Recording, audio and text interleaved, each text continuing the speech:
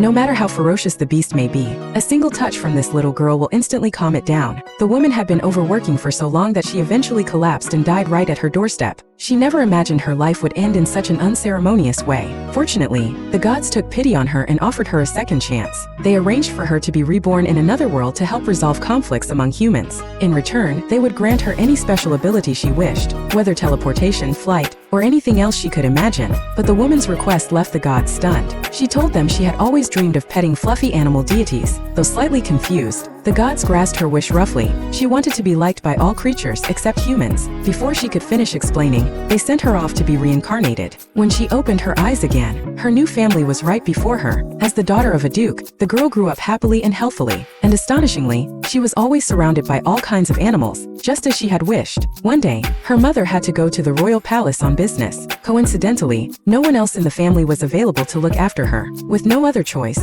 her mother took the little girl along. Worried for her safety, her mother cast a protective spell on her and told her to wait quietly in a designated room. But waiting soon grew tedious. When she spotted some animals passing by the corridor, the girl couldn't resist chasing after them and soon found herself in the palace garden. There, she saw many small creatures she had never encountered before. Just then, a pair of large luminous eyes glowed from the depths of the bushes. The small animals scattered in terror. The owner of those eyes was a magnificent white tiger. To the girl's delight, the tiger approached calmly and even gestured for her to climb onto its back. They hadn't gone far when a handsome man intercepted them. He was the tiger's master, and he promptly lifted the girl down from the beast's back, which made her quite unhappy. In fact, the man was the crown prince of the kingdom, and he was even more shocked than she was. After all, the white tiger was no ordinary animal. It was a sacred beast capable of commanding spirits. Moreover, such beasts rarely allowed anyone other than their contracted masters to get close. A few days later, the girl accompanied her parents to her elder sibling's school for an observation day event. The next contestant in the practical exam was her elder sister. The original test was to defeat the monster summoned from a magic circle,